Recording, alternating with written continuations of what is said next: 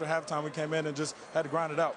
You've been through a lot on this team, but obviously you've got some young guys in this group. So when you have a situation like that, how do you help them push through when things aren't looking good early? Just understand that these are the things that we go through in the off season. There's the grinding out, the two-a-days in the August, all those things prepare us for moments like this, and this is the time where you got to bring it out of you. Did your team get better tonight? Absolutely. I think mindset, coming in a place like this with a great team in Wisconsin, in a hostile atmosphere, a great place for college football, I think we grew up even more this week. Last thing for you, when you heard jump around, did you want to jump just a little bit? Was there just a tiny I did a little bit, but I knew we had to focus and go score. So, but it's a great atmosphere here, and that was a good team. Huge win. Congratulations, JT. Thank you. Go Chris. Urban Meyer, as Sam said, not smiling. You can see, wow, if you'd read his lips right there. As the Buckeyes stay undefeated, escape, and they'll be back on the road in another jazzed-up environment next week in Happy Valley. Penn State coming off a bye, as the Badgers were. Clement and Wisconsin left it all out there and came up 4 yards short in overtime. Barrett Kirk again busy as a runner, carried it 21 times, had a couple of touchdowns after halftime, throwing the ball 11 of 15, buck 45, and the game-winning touchdown to Brown. Yeah, the game-winning touchdown that put the Ohio State defense in a spot where they wanted to try to get pressure. And this is the guy that I think he was trying to get the ball to, where he's got a couple receivers going out, trying to, again, man-to-man, trying to set up kind of a rub or a pick, but the timing of the play doesn't work. See right now, by the time he's trying to work free, this is what's coming in after him. The play just did not work out. Ohio State had it completely covered downfield. And giving the Buckeyes defense a lot of credit. They were challenged tonight against a well-prepared offense by Paul Christ. His quarterback played well. The running game was much better tonight. But the Buckeyes came up with a big play on that side of the ball when the game was on the line. And a similar finish to their last visit here to Madison. We mentioned that game 4 years ago. They scored top of the first, and then the defense makes the stand and preserves a 7-point victory on the road. Defenders just kind of run around looking for people to hug. They really had to work hard against a determined and very, very crafty Wisconsin offense throughout most of the night. And keep in mind, I think you get a bye week after 5 games. You take advantage of it by resting up and kind of trimming the fat a little bit and trying to figure out, you self-scout, you find out where it's good, what's not. And they were so prepared. I mean, they came in here not hoping to pull off an upset. I mean, they came in fully anticipating that they were going to win the game. This is a football team, by the way, with Wisconsin. They played LSU, Michigan State, Michigan, and Ohio State. It's 4 big-time opponents, and I think that's what brought them into this game, feeling that they had a chance. And I thought Sam asked a great question to JT Barrett. Did your team grow up? Absolutely. Young team learning how to win on the road. They've won in Norman now, and now they win tonight, one of the toughest atmospheres in the country.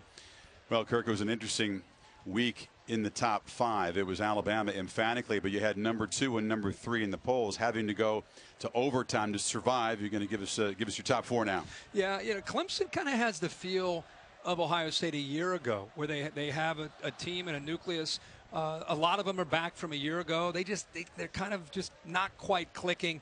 So I dropped them down to 4, moved Michigan up to 3. Ohio State kind of stays there at 2, and Alabama. If I could create a gap, if I could go Alabama gap 2, 3, and 4, I would do that, because I think Alabama right now is kind of all by themselves. Huskies first out in your top 4? Yeah, okay. Huskies are coming very close. Let's give a shout out to another team, your Street Cred, brought to you by Allstate this week. How about Vandy? That was a road win. Yeah, impressive. Between the hedges. Yeah, they go to Georgia. Derek Mason gets a big win, and it's something we've been doing all year long with Street Cred. It's something on Twitter. It's a chance for us to recognize a team that's kind of the team of the week, and with Vandy being able to win on the road in a game that not many people anticipated. Congratulations to Derek Mason and the Commodores with a big win. It's their first SEC road win. Meanwhile, we'll be back in this same time slot a week from now. It'll be this Ohio State team again going on the road against Penn State. The Lions have struggled, but it'll be a whiteout. It'll be another crazy environment that this Ohio State team's going to have to try to overcome. But I think if you're Urban Meyer and you're JT Barrett and you're the staff, you got to feel like going into another, you know what it's like with Penn State at night in a whiteout. You got to feel like having this experience, next time you get put in that position, there's confidence there with the youth now that they've seen what's out there and how you have to grind through these games for 60 minutes. And tonight they found a way to win. We'll see what happens next week. Grind through is a great way to put it. Ohio State surviving as Barrett runs for 2, throws for 1, and the 4th sack of the night for the Buckeyes finally seals it in overtime. Hope you have enjoyed it as much as we have. Ohio State wins it 30-23 in OT. Tonight's game produced by Bill Bonnell, directed by Derek Mobley. For our entire talented and dedicated crew here in Madison, and for Kirk and Samantha Ponder, Chris Fowler saying so long. Next week again, in-state college in Beaver Stadium for the Buckeyes and the Nittany Lions. Time now for the Ford Wrap-Up Show, and let's go to Cassidy Hubbard back in the studio. Buckeyes and Urban, all smiles now.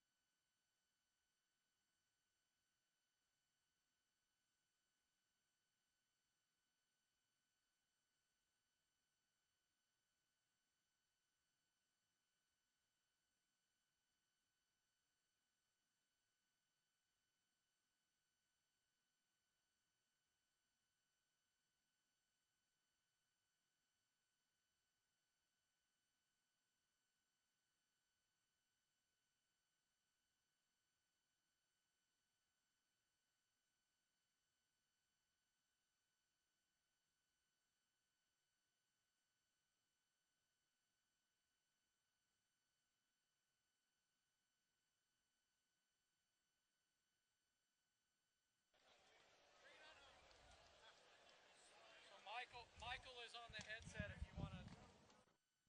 Yep, teamwork, thanks.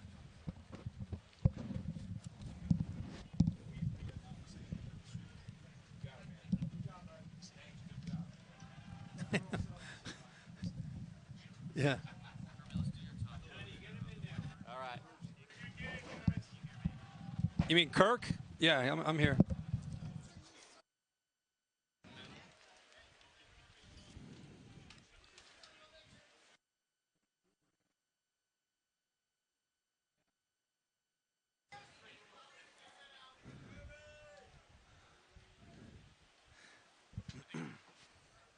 No.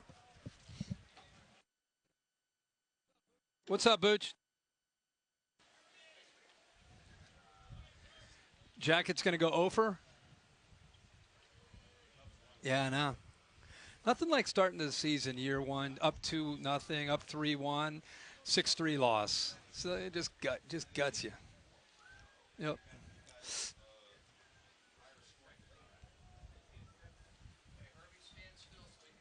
Yeah.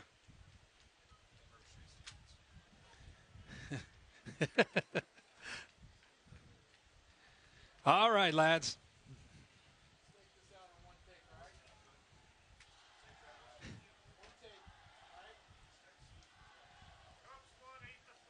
Cubbies win 8-4. Good for those Cubs.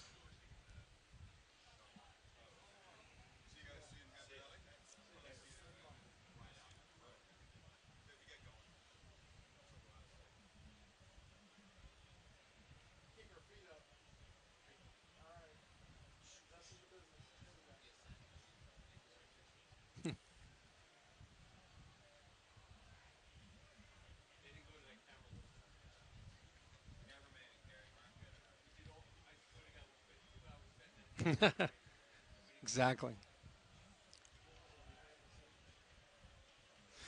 This is what conference play is about in a tough environment where the home team is really well prepared coming off a bye week. They were able to get healthy and put together a great plan with Paul Chryst. And Urban Meyer brings in a very young team. Keep in mind, Bucci, coming into this year based on returning starters, youngest team in the Power 5. So they're still in need of being battle tested. They've been to Norman to take on Oklahoma. This is a different deal. Totally different defense. different set of circumstances. It was a grind for 60 minutes. They get it into overtime. J.T. Barrett and the leadership that he provides, the playmaking ability that he provides, once again out there on display. And the Ohio State defense, even though they were challenged and pushed, they made the play that they had to in overtime when the game was on the line.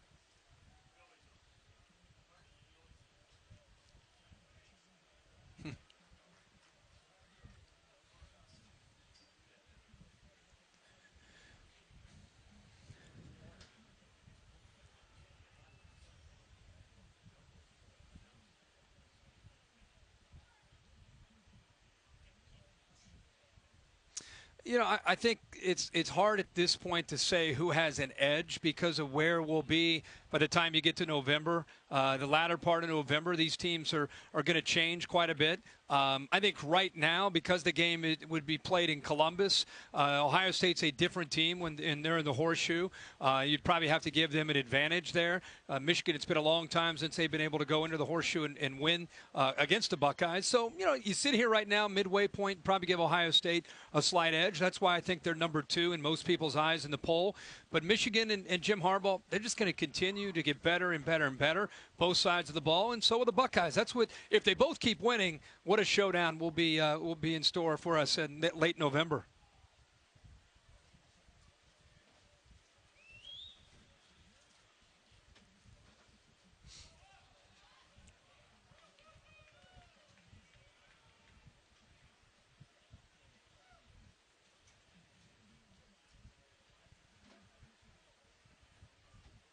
Not necessarily to be a lock, but I think, you know, for example, if Alabama wins the rest of their games, Ohio State wins the rest of their games, Clemson potentially wins the rest of their games, and Washington wins the rest of their games, you would think that the winner of that game would be probably on the outside looking in. So I don't think they're a lock, but I do think because they do not have a conference championship game, both those teams should be cheering for each other to make that game kind of feel like a conference championship game late in the year. So that could kind of help both of their causes coming into that game if they can both keep winning. But as you said, there's a long way to go for both those teams before we think about that as 2 potential unbeatens.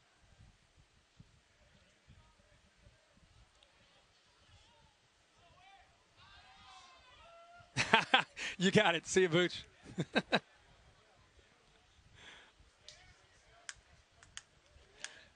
See you, man. Take care.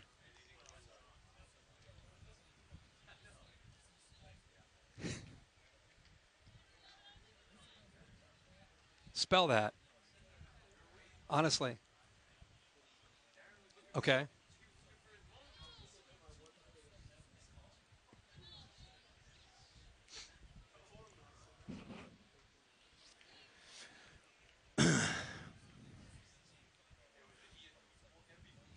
On what?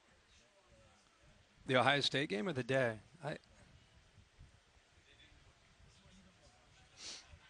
Probably this game. Yeah.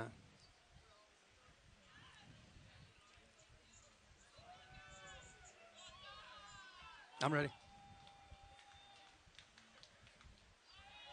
Well, Adnan, we knew coming into this week that Ohio State would be challenged with their trip into Madison and to Camp Randall, and they were exactly challenged throughout this football game for 60 minutes. Give Paul Chryst and his team a lot of credit for the way they were prepared, did a great job in every phase of the game, and also obviously to Urban Meyer and Ohio State. He has such a young team to go on the road and deal with the conditions of facing a great defense and a hostile crowd, and to be able to overcome those obstacles and eventually find a way to tie the game, get it into overtime, and then of course score in that first overtime. The defense, which was challenged throughout the football game as well, comes up with the big play on 4th down to secure the victory. So Ohio State survives and advances. And don't forget, you get into this conference play, you go on the road, games are very, very tough. And for the Buckeyes, next week they go to State College to take on Penn State, whiteout at night, prime time on ABC. Always a tough place for the Buckeyes when they take on the Nittany Lions.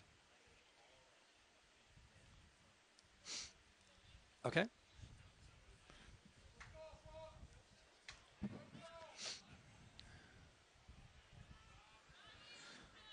I'm going the other way. The other way. Yep. Is Barron there? Just or Michigan, or just say the names. Ready?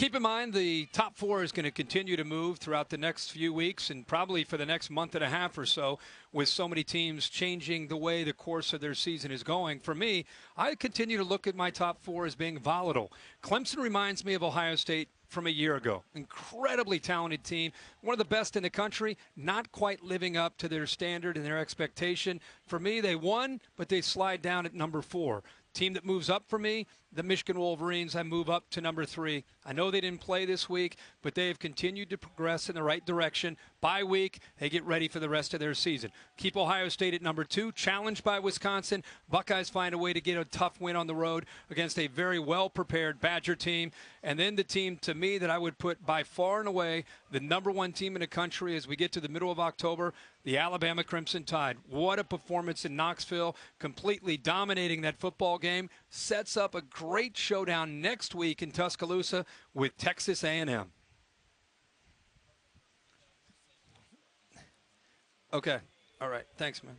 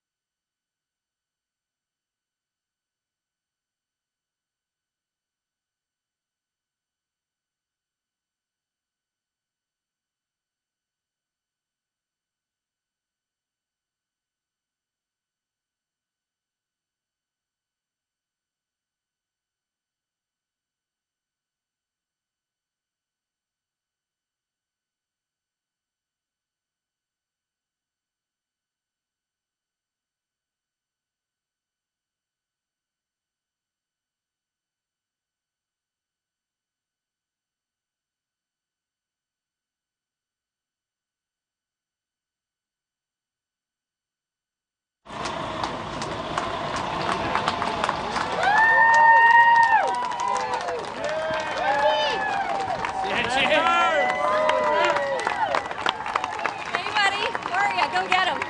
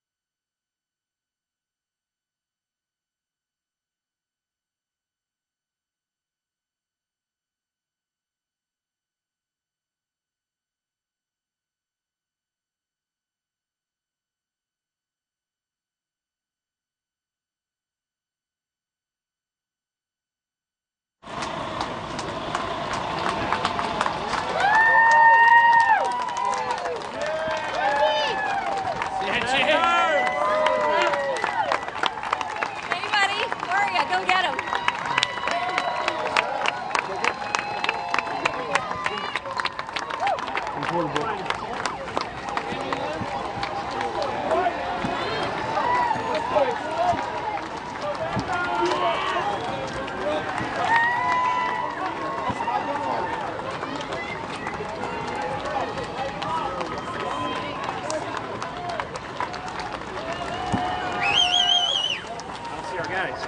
I don't either. You ready to go by?